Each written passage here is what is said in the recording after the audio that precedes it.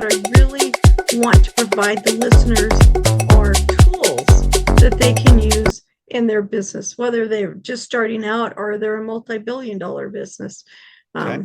As entrepreneurs, we can all learn from each other. And I would really, my whole goal for this podcast is to just give to the listeners what they need to get their business going, to maybe get over that hump and think a different way, add perspective or something. So we'll Okay. just kind of go from there.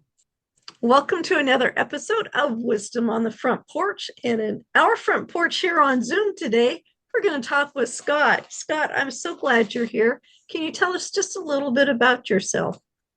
Sure. So I live in South Texas, and I've been a full-time coach since 2017. I was doing that part-time before that, starting back in 2011. Done a lot of different things in my life, been a school teacher, been in the corporate world, run my own businesses, different things just at different stages in my life. But now I've been focusing on being what I call a stewardship coach. So I help small business owners master their time, their talent, and their treasures so that they can live out their calling. And I've been doing that now full time, like I said, and worked with clients in about 20 countries, a lot of different businesses, a lot of different places, seeing how they do and what they do and what they do different, and trying to help them kind of get unstuck, get out of their own way, and then be able to do what they're really put on this planet to do. That is awesome. We talked a little bit in the pre-show before we started this podcast about time and how I had just learned you need to own your time, not manage it. You said the same thing. We don't manage your time, but you also said something else about time. Do you remember what it was? Sure. Yeah. One of my favorite things to point out to people is we talk all the time about time management. Well, if you think about what you're saying you're going to manage the way time happens. But the truth is, time just happens. You can't manage that. What you can manage and what you have control over is yourself. And so I say you can't manage time. All you can really manage is yourself. By the way, that framework actually applies to money as well, which is Yes. why I talk about money the same way. You don't manage money. You manage yourself and your relationship with money. Right. So my joke is, I just at the beginning, I just said, I help you master your time, your talent, and your treasures. Truth is, all I ever really work on is talent because it's you. I tell everybody that, right? Bad news, good news. You want to know what the problem is? Go look in the mirror. Yeah. News, however, is that's also the solution. So, that's the good part of it. That's it. The one thing I say about finances is I don't say manage finances. I don't say all those other words that might go with it, but I always say I want to learn how to steward the money I have, Mm-hmm. so it does what it's supposed to do. And what it's supposed to do is to provide for people, provide, I'm just going to leave it at that. Mm-hmm. Mm-hmm. Whatever we need it to provide for. And I love learning so many amazing things being in the entrepreneurial world. Like money is a byproduct of what you do. You don't do what you're doing for the money, because that never works. But once you start doing what you're doing and you love it and you're giving to others and you're moving forward, money becomes the byproduct of what's happening. And once I learned that, it's like this huge relief left me that I didn't even know was there. Mm-hmm. And I have so much fun now. Yeah, I money enjoy what I'm doing. Yeah. is interesting because what I always tell people, well, there's a couple of different ways, right, that you can look at it. One thing, money is just a tool. It's not good. Right. It's not bad. It doesn't have value. It only has value in terms of how we use it to do other things, right? It allows you Right. to provide for your family. It allows you to put food on the table. It allows you to whatever, go on vacations, everything. So it's a tool. It itself is value neutral, and yet we put a lot of value on it. And of course, I work with a lot of folks that are faith based, and one of the things we all hear it. You hear people will say things like money is the root of all evil. Well, No, no, it's actually, not the what the right word. passage says is the love of money is the root of all evil. It's not the money itself; it's the relationship we have with it. Yeah. And so Oh, the wait, other right way there. Wait, go I ahead. want to really stress that. the relationship you have with money. Mhm. That can come from a mindset you had as a child. Did you ever hear the phrase, rich people are only rich because they're getting rich off the backs of other people? Have you heard the phrase, that's for other people, not you? Have you Right. heard the phrase, rich people are just so mean? They just built their big mansion stuff and they could be giving that money away. And yet, was it, I want to say Carnegie, but I'm not sure that was it. Somebody said that if I build a big mansion, everybody's going to think I'm stingy and keep all the money for myself. If I or I'm wasteful. And Mhm. then it was, if I build a small house, they're going to think I'm stingy and don't want to share the wealth. So Right. you're kind of stuck on something like that. But thinking those things, watching how your parents handled money, and if they didn't handle it in a way that you want to handle money, you've got that in your mind. And it's like, oh, so that's why I'm not getting where I'm going. Mhm. That's why I keep repeating this. So I love what you said there. Yeah, Yeah, that's there's a so lot of limiting beliefs that we have about money, and I'll give you another one. It's that feeling that kind of what you said at the beginning, that I've got to go after money true. as the kind of the end result. That becomes the measuring bar of success, right? Somebody who has money Yeah, is successful, somebody who doesn't isn't. And the irony is that a lot of times, if you start looking for the deeper why behind it, why do you want money? People will talk about, I want $1 million. Okay, but why a million? Why not two? Why not half a million? Why not 3 million? It's arbitrary yardsticks that we put into place. And I've had the pleasure of working with some very, very, very, very wealthy individuals. I've had the pleasure of working with some folks that were, just living paycheck to paycheck and struggling to get by. And the interesting thing is that I've met some really rich people who are some of the most giving, loving, kind people on the yes. planet. And I've met some rich people that are kind of jerks. And I've met some people that were poor that are some of the most loving, giving, kind people on the planet. And I've met some people that weren't doing so well that were kind of jerks. Yeah, The interesting thing is, what the money does do is it amplifies whatever was already there. And exactly. so if Exactly. you were kind of stingy and greedy and focused like that without money, now you've got a lot of money, you're now stingy with like zeros on the end, right? Amplification Right. of it. And the same thing for kindness. I've seen people that, they tended to be loving, kind people as they were coming up. Now they're very well off and they're still very loving, kind people. They're just doing it now even in bigger ways. So I don't Yeah. think the money is what creates the character. I think what the money does is amplify the character that you already have. Oh, yeah. I was actually in my Bible study. I'm doing this daily modules on a different podcast yet, but I ran across a Bible verse that says God wants us to be rich. Mm-hmm. But the reason why is because then we can do more. And Mm-hmm. I have found, and I've really been paying attention to this, especially this year. I've been studying, doing everything I can about being a good steward with finances. And I find that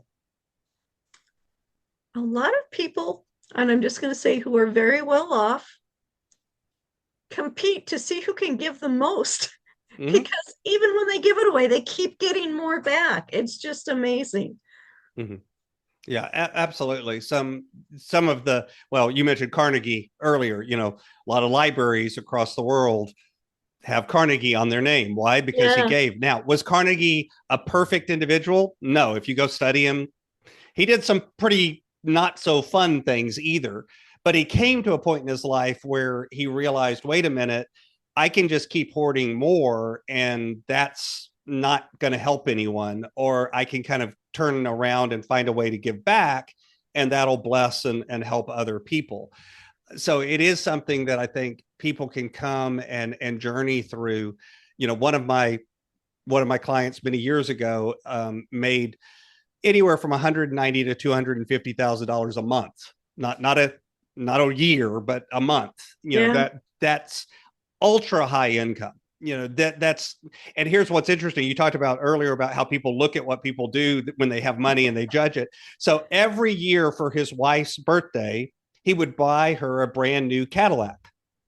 Well, he'd Nice. walk in and he'd just write a check, buy her a brand new Cadillac. They'd sell the old Cadillac, and of course it was only a year old, so they got decent Yeah. money for it. But and he would give her a new Cadillac. And so many people looked at him and were like, oh my goodness, how wasteful is that? Oh, I can't believe you're doing that. But if you actually looked at it in terms of ratio and proportion, given his income, if you imagine for a minute that you made $100,000 a year, it would be comparable to every year you bought your wife a $700 car. Wait a minute. If you did that, if you were making $100,000 a year and your birthday gift for your wife every year was a $700 car, most people would look at you and be like, dude, you could probably bump it up a little bit. Let's get her something that actually runs, that kind of. But for him, I mean, the ratios were the same. So it wasn't that he was being wasteful. He was expressing it with more zeros because he had more zeros. Now, Yeah. trust me, he also gave a tremendous amount of money to charities and other organizations and that sort of thing, that Yeah. much bigger than what he was spending on his wife every year for her birthday. And he himself, he drove an old beat up car because he didn't care. Yeah. It wasn't for him. He wasn't doing it for show. He was doing it because he loved his wife, and this was something that she loved, and she really enjoyed driving a new car, and he could do it. So Yeah. it's really about that attitude and the meaning behind it more than it is the numbers. And if you look at it a different way, if you want to, it's a really smart thing to do. Mm-hmm. Is keep your car moving without it wearing out, without it getting depreciated too much, because cars depreciate fast. I had a friend of mine who every year would go lease a new vehicle, and he always leased. He didn't do anything else, and he got such a great I don't know what the right word is. My mind just kind of went blank, but he traded the car in to get the lease, and it was almost like he didn't have to pay anything. And it included insurance, it included upkeep on the car, it included oil changes and everything else. So you looked at how much he was paying every year for this lease was less than what most people were paying every year for their car that they're buying, because they have to go pay for their own tires. They have to go pay for all of the upkeep. They have to pay for all of this. So So he I was can actually guarantee you finances. that it wasn't less. Oh, really? Mathematically, yeah, it can't be. Because Okay. if it was, whatever company was leasing the vehicle went out of business. Okay. Because here's why. Think about what a lease is. A lease is effectively a rental agreement. You're effectively Right. renting the vehicle. So they're eating the cost of all of that depreciation. Well, the only way they can afford to lease you a car is if they charge you more than they're losing in all of the depreciation value. Oh, interesting. I mean, think about it, just mathematically, they Yeah. have to. It's kind of like your insurance company. People think of insurance isn't evil, but it is a business, Right. and so the insurance company, if they paid out you 50, 60, $70,000 for some sort of accident, but across a large number of people, they actually brought in more money than they put out. That's the goal, Yes. right? That's what they're Yeah. trying to do. That's how they stay in business. That's all businesses. That's what By we the want way, to if do. they weren't able to do that, the insurance company would go out of business. So it's like, it's That's not a right. bad thing. Same thing for the car company. The car company has to, over a large number of people, across all of the cars, it's not any individual car, but they've got to be able to figure out a way that they're actually making more money than the depreciation of the vehicle. Otherwise, they can't afford to lease the vehicle. They're losing money and they'll go out of business. Okay. So Interesting. Huh. it's interesting, and that's a good example Oh, of I'll have what to go what back and check our math, because I thought we did it all there, and it was Mhm. like I was surprised. There's hidden costs too that a lot of times people Okay. aren't taking into account with the lease. So like when you trade the lease back in, based on mileage, based on other things, they usually, there's like a buyback fee at the end. Like you have to, Okay. buy out the vehicle and then they pay you back and that kind of thing. It's leases are pretty complicated. It's not, by the way, again, it's not, I'm not saying a lease is never a good thing or they're always wrong or nobody should ever lease. You hear a lot of these absolutist statements, but it's a product that is beneficial in certain situations. Mhm. However, it is often oversold. So there are a Okay. lot of people that end up in a lease where it really isn't the right product for them, if that makes sense. Right. You know, Right. honestly, the best car is the car that is about 3 years old or so that you buy for cash. In terms of a financial arrangement, if you can pay cash for a car that's about 3 years old, 2.5 to whatever, somewhere in that neighborhood, where it's because if you look at the way cars depreciate, there's kind of a curve, and that's kind of the sweet spot where they've lost a lot of their value, but they're still new enough that they haven't, they'll retain Right. some value for a while. Right. And so it's kind of a sweet spot for price to value ratio. And again, that depends on the car and the time of the year Oh and yeah. a million variables, that it's not like a hard and fast rule. But this is where a lot of times, as a business owner or as an individual, we fall into these habits of behavior where we look at something, and maybe even it was true, it was right for us at a particular time, or that this was the best way at that time. But then it becomes, well, this is how you do it.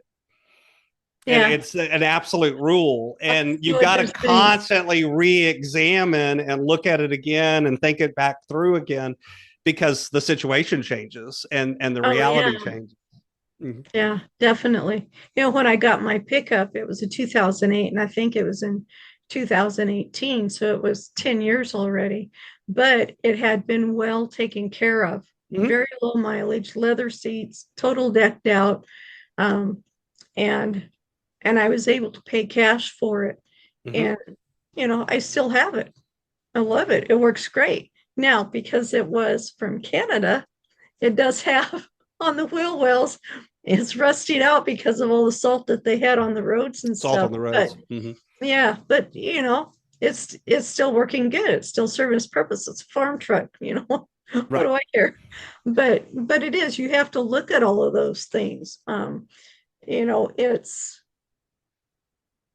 yeah, it's all of that. So let's go back.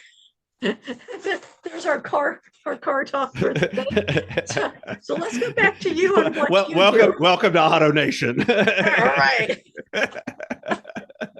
Although I got to tell you this, I, my doctor, he's just a wonderful person, but he had waited for years to get the car that he wanted, and he has a Lamborghini, and he Mhm. finally got it.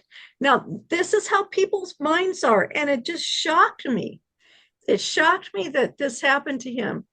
Um, but he's talking about the car, and he goes, I got it, and I take it, and I show my friends, and they hate me.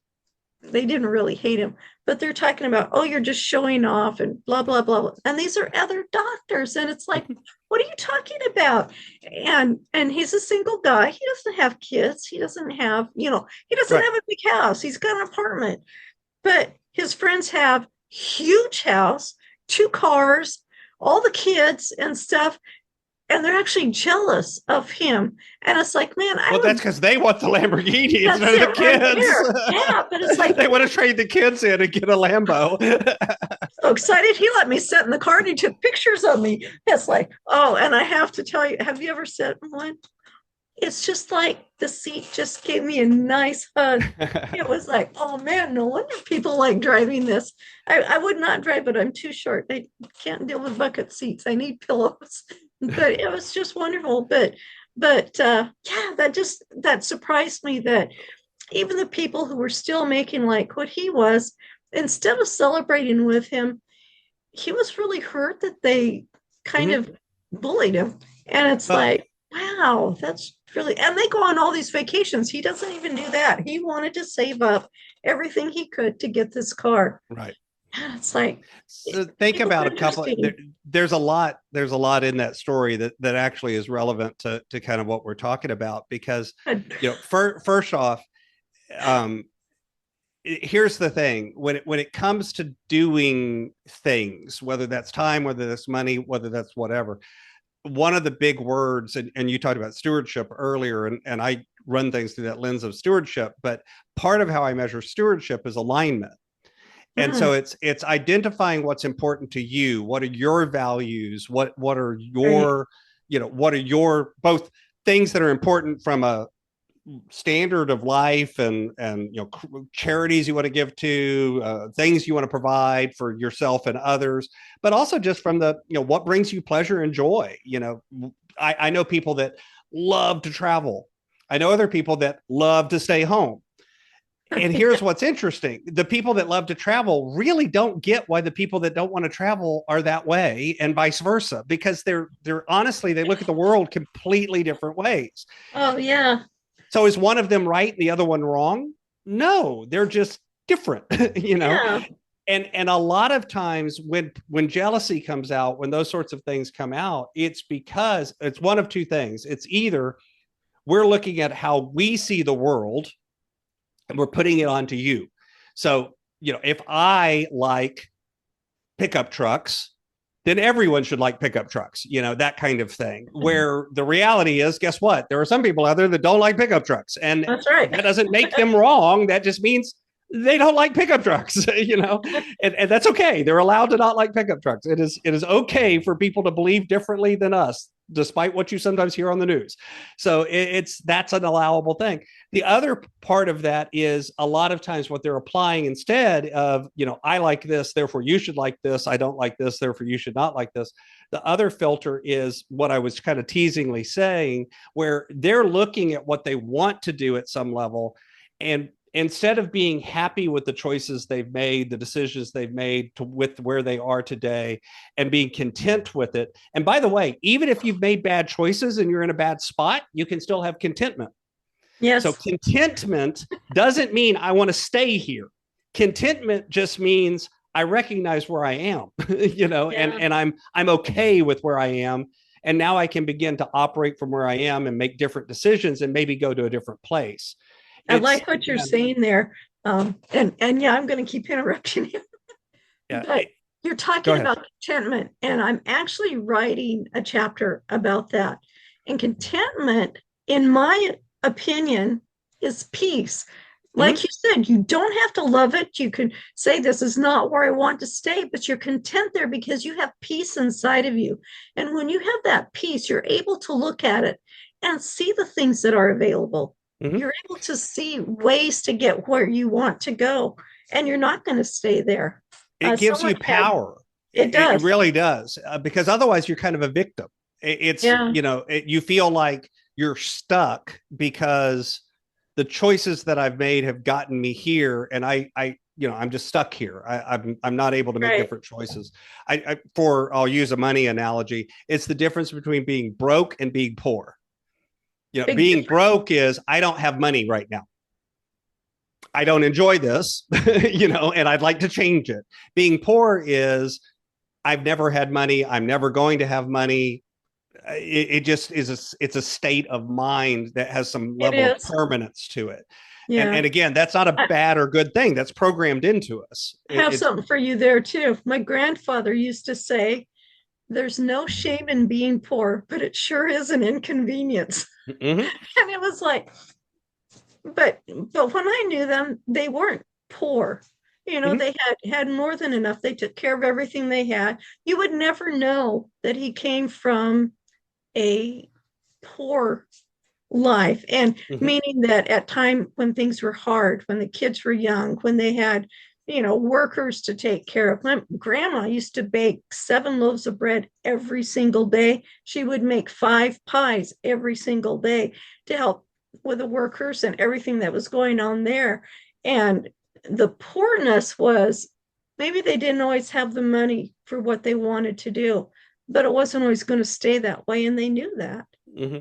Yeah, again, I would argue that they weren't really poor at that time. They were simply broke. No. They didn't Yeah. have money, Yeah, I but like they that. still had a good life, and they were making, again, back to alignment.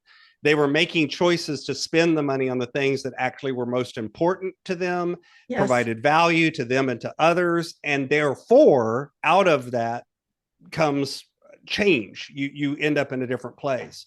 Yeah. It's that Yeah. idea of making Totally. incremental improvements. Small changes over time lead to great big changes at the end. Yeah, I'm glad you said that because the small changes do make a difference. I've been, on my stewardship journey is one of the things that I've heard this before is you can't just do it all at once. And maybe you don't have enough money in the paycheck to go all month long. So look at what you are doing. I mean, really find out what you are doing. If you are not keeping track of where every penny is going, then you really don't know where your money's going. And and what you do is you always set aside a part for giving to others. Hmm. And people think, well, that's just crazy. You can't give because you don't have enough yourself. But you can. You can. You can always give something. And if you're not doing that, if you're always trying to just take care of yourself, I think you lose so much there. I don't, people say, oh, the energy in the earth or whatever it is out there is going to make sure you don't ever get it because you don't give. I don't know what they call it. But I have noticed people that I know do not have a lot of finances, but they are giving so much all the time and they always get these surprise bonuses, put it Hmm. that way. And eventually they do get more than what they've had before. Well, if you I think guess I about it, cannot, right? yeah, if you think about it, it's we oftentimes make it into this mystical thing. And again, I'm a person of faith. I believe in God. I believe in higher powers, and I do believe there's spiritual rules to kind of how we live our life. Right. But let's Yeah. just take it out of that for a minute and look at it. Science. I also have a degree in science and have a background in science, so I can step out of the mystical. Let's just make it practical for a minute, because Okay. maybe someone out there doesn't believe in all that woo woo stuff, right? I'm a hard nosed guy. I don't believe in any of that. Okay, great. Here it is. It's as simple as this. Guess what? People who are giving also tend to be kind. They tend to be considerate. They're looking out for others. They care about what happens to others. That's part of what comes from giving. Regular giving begins to change your heart, change how you look at things. And if you are hanging out with people and one person is kind of kind and generous and cares about others, and it has that kind of relationship and that kind of attitude, and someone else is kind of greedy and stingy and wants to always see what's in it for them, who do you want to spend more time with? Yeah. Who do you want to give more Exactly. opportunities to? Who do you want to hang out with more? Who do you want to hire? Who do you want working in your office? Who do you want to marry? Who do you want to? So, is in general, the people that have that kind of giving attitude, just they get more opportunities coming their way because yes, a lot of people will talk about, oh, they're soft touches, they're always taken advantage of. And I'm not going to say that people don't ever take advantage of them, but there's also a lot of times that they get opportunities and offers and things come their way just because people also like being around those people. Yeah, definitely. So, we're kind of at the cutoff mark. We can keep going, and I'll put this into two parts. Do you want to keep going? Do you have time? Up to you. I'm fine. Me too. I've got time. Let's go. I really enjoy this conversation with you. This is great. Okay, let's keep going, and I'll just cut this off and put it in two parts. Okay. But So that's kind of where I think the karma that we talk about of what goes around comes around.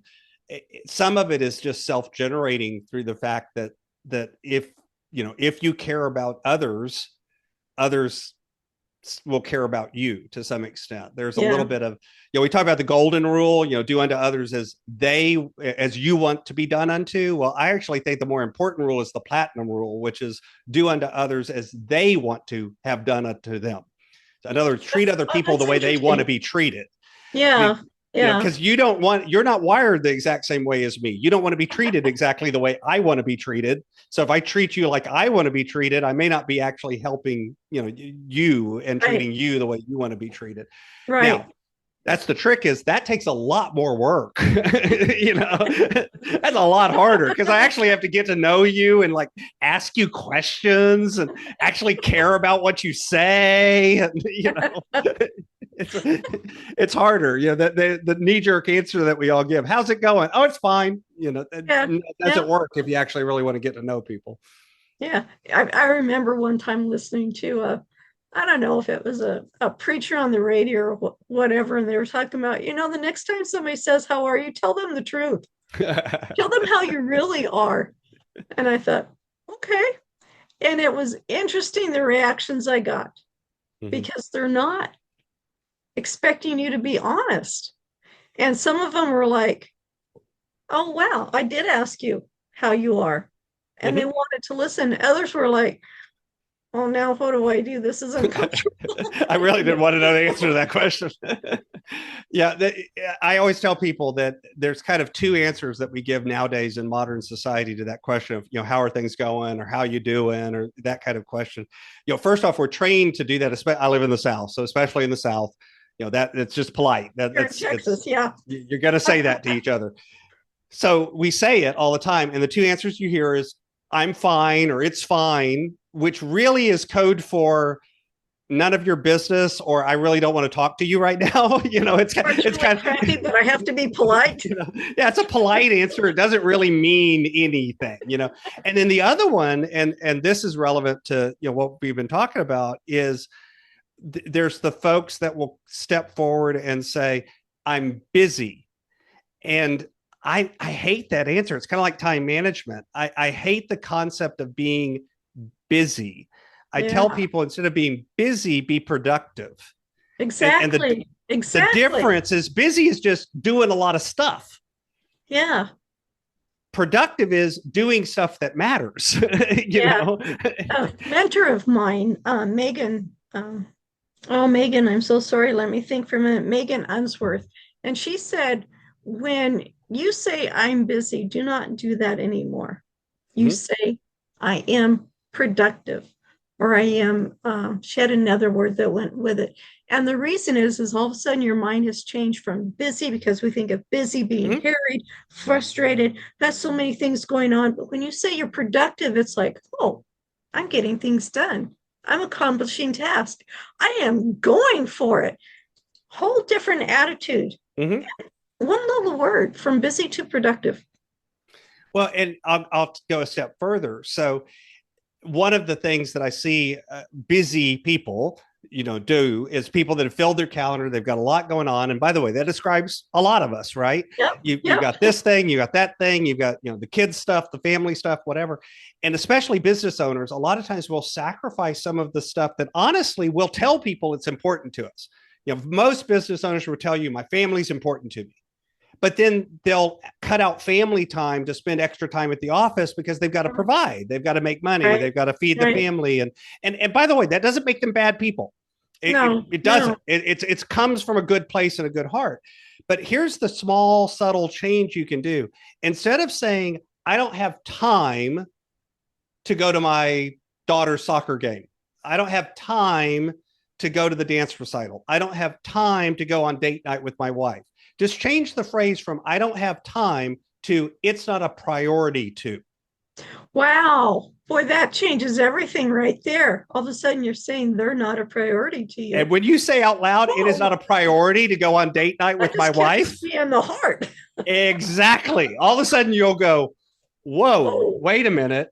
I need to rearrange my schedule." I need to go on date night. Say that phrase again. It's a simple thing from changing from "I don't have time for whatever" to "it's not a priority to whatever." Wow. Yeah. Say that to your wife or your husband. Well, and it works even if you take it out of family. So even if it's two different competing things in your business, you only have enough time to answer email or to work on that new product idea. This is one of those frames that you can use to begin to bubble up what's really important. Because when you say "it's not a priority to," it feels different than "I don't have time to." It just feels different emotionally. And so I tell people, take that word out of your vocabulary. Take the "I didn't have time to," just take that out of your vocabulary and change it to "it's not a priority to." You'll make completely different decisions about your day. Absolutely. I was, in case you're wondering why I was looking over, I've got this little saying on my wall, and I just got a new screen, so it's blocking it. But so I'm not going to say it perfectly, but it's, you don't prioritize your task, you, oh, how am I going to say it? It's something about doing your calendar and you don't prioritize everything. It's the things that you want to do that take priority that you schedule. Mm-hmm. Did that make sense? Okay, where are you? If you don't schedule it, it won't happen is one version of that I've heard. Yeah, but it's something about what you consider priority is what you're going to get done. Right. And if you're not prioritizing the correct things, you're not Well, going to grow. I tell people all the time, tell me your values, tell me what's important to you, tell me what matters. Okay, great. Now give me your checkbook and your bank statements and your credit card statements and your calendar, and I'll tell you whether you're lying to yourself. Yeah, so true. If you tell me it's important and I can't find it anywhere in your calendar and anywhere in your to-do list and anywhere in your checkbook and your bank statements and your credit card statements, you're not spending time and you're not spending money, it's not really important to you. So you now have a choice. You can either stop lying to yourself and just admit that that's not important. Okay, that's a valid answer. Or stop lying to yourself and go, I've got to find a way to make that show up in those things, because those tools are measures of what we really find important. Oh, definitely. Yeah, I love the way you said that. I love a lot of things. But yeah, as you're saying, this is one of those reasons that I work with business owners and we usually end up with kind of a love-hate relationship. They're like, I really love what you're doing for me, but man, it's hard. It's mean, because it's confronting reality is what it really is. You've got to look at the real world. And so often we're so, again, back to busy. We're so busy just running from thing to thing, fire to fire, putting out disaster. And again, this doesn't make us bad people. It's called we're alive. We're living our life. We're doing all the stuff we can and we're doing all we can. But the reason why you're on that hamster wheel is because you've never stepped off of the hamster wheel and looked at it really hard and fast. Because guess what? You climbed on that hamster wheel on purpose yourself. Yep. No one forced you on the wheel. It was going to get me there faster. You jumped on that wheel with both feet and took off running. So true. Yeah, it's one of the things I've been wanting to do is to read more. And I hadn't been taking the time to read. It just seemed like I couldn't fit it in, or I would schedule it and things would just overflow. So I actually broke down the other day and got Audible. And it's like, wow, that is so fantastic. I'm having my lunch, I'm listening to a book. And part of it is by this time of the day, my eyes are getting fuzzy. I've been at the screen so much, or I've been studying other things so much, other books. And it's really nice to be able to hear the book being read. And usually it's by the author too. So they have those inflections in it where they want it. And it's just amazing. I love being read to. I know we love being read to as kids, and it's like, we love being read to as an adult. And it's like, man, I need to get my books on Audible. Well, that's the next one. But yeah. People will look at you and go like, well, listening to a book's not the same as reading it. It's like, why? Why is the sense of hearing somehow different or less than the sense of seeing? Because guess what? When you read a book, all you're doing is looking at a book. The processing actually happens in the brain. The input is just through the eyes or the ears. So it's not. Have to say, there's no value to it. Yeah, I was foolish in saying that because I didn't understand that by hearing that, you're still gaining everything you need and you're making comments. So it's almost like you're having a conversation. And my thinking was, people have the book on, they go do everything else, so they really don't hear the story.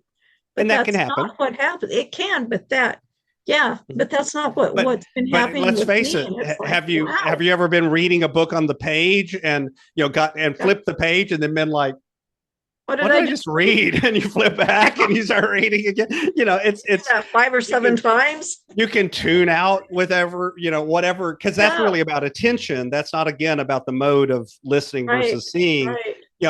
Having a conversation with somebody and they're talking along and you're driving the car and all of a sudden you realize you haven't heard anything they've said for the last minute and a half, and you really hope it's not your spouse because now you're in trouble, but that kind of thing. Not to mention, I mean, just in general, even if you're sitting in the car all by yourself and you're driving the car and all of a sudden you look up and it's like, how did I get here? How many times have we done that? It's like, whoa, I just passed 20 miles and I don't even remember what's going on there. I hope those lights I went through were green because I don't remember. I just, nobody was honking. So I'm going to assume everything was okay. Bump I hit. But it is. You have those feelings because, again, excuse me, this gets back to that overall theme that we've been talking about. That idea of the truth is what we manage is ourself. It has to do with our energy. It has to do with our focus. It has to do with our attention. All of these tools and techniques. So, you talked about tracking your money. So, setting a plan. So the framework I use for anything, right, is plan, execute, review, reflect, revise, repeat. So in other words, wow, that's a lot of things in there that most people don't do. So, but if you stop and think about it, it's so let's use money as an example. We can use time. They're the same framework, right? Right. If I want to do something, so I want to spend my money a certain way. So I make a plan. We call that a budget, a spending plan, whatever, right? The projections of what I'm going to do in the future. I have to do that first. Otherwise, I have nothing to measure against. Okay. So I plan what I'm going to spend my money on. I plan what I'm going to spend my time on, whatever that is. Then I execute. This is begin to do things to make that plan happen. I go through my day and I keep track of how did I actually spend my money, or I keep track of how did I actually spend my time. Again, resource doesn't matter. So plan, and then I execute. I do something. But once I've executed, if all I ever do is plan and execute, well, I'm never learning.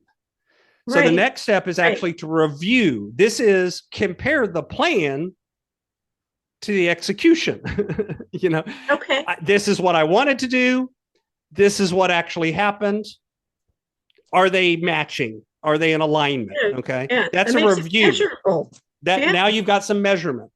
Reflect is if they don't match, or for that matter, if they do match, why? What went right? What went wrong? What would I want to do different? Yeah, exactly. What did I learn from it? Because guess what? You got data. If you have that day, you plan to do everything and everything just goes to heck in a handbasket. It completely goes upended and nothing goes right. Your life is a country song, right? Everything's going wrong that can go wrong. When that happens, if you don't actually do that review and reflection, you have no opportunity to learn from it.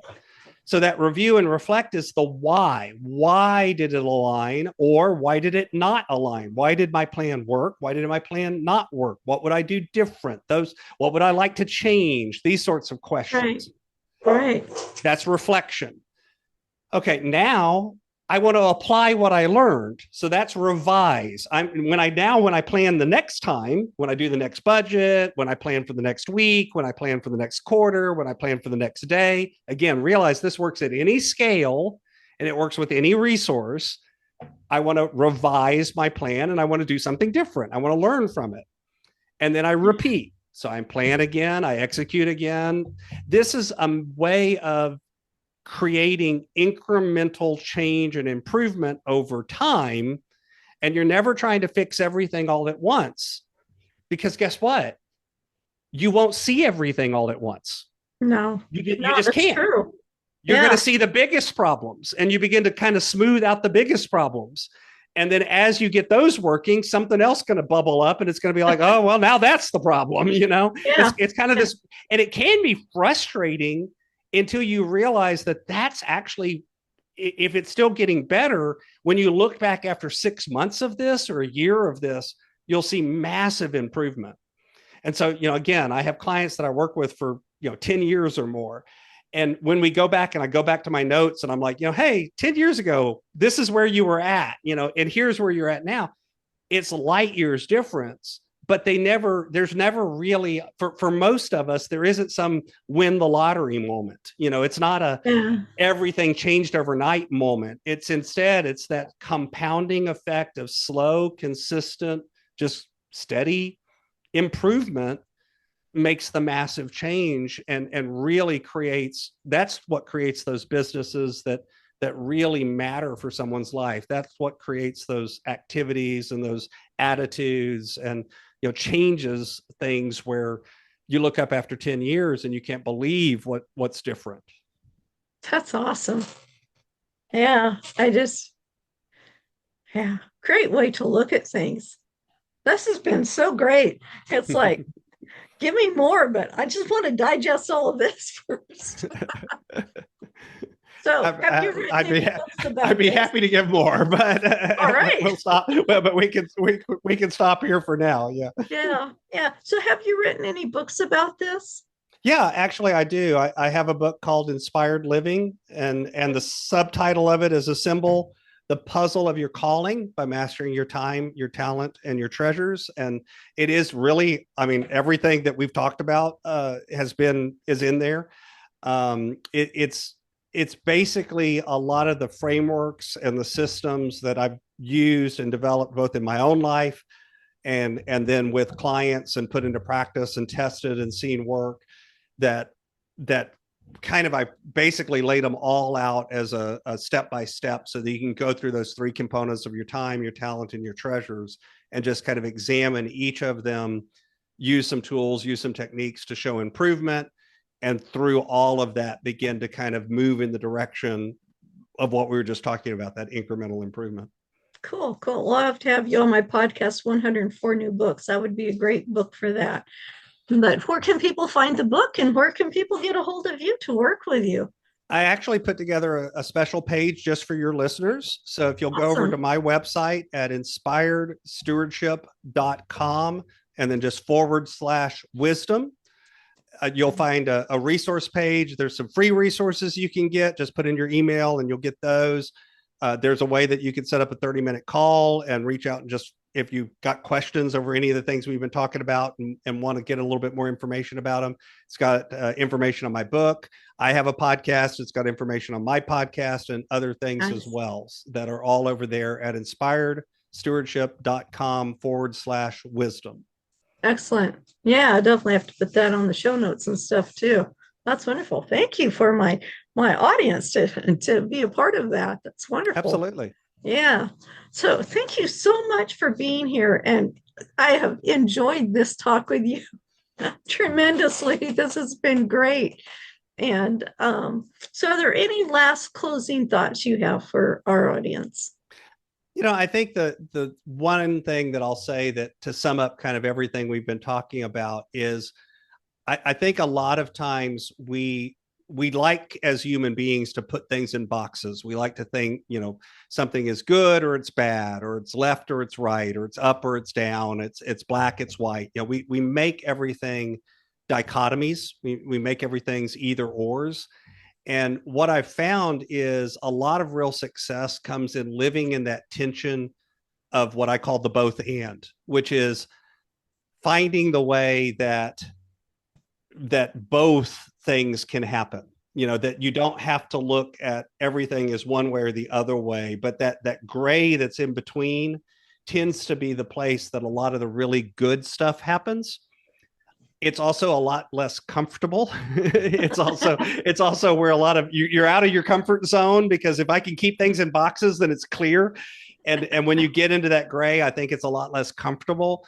But the people that I've seen have the most success are the folks that can kind of hold that tension of both ideas. I may get what I want, but I'm going to make sure other people get what they want too. That kind of both and thinking. That's the best way, I think. That's what I like. That's part of Wisdom on the Front Porch.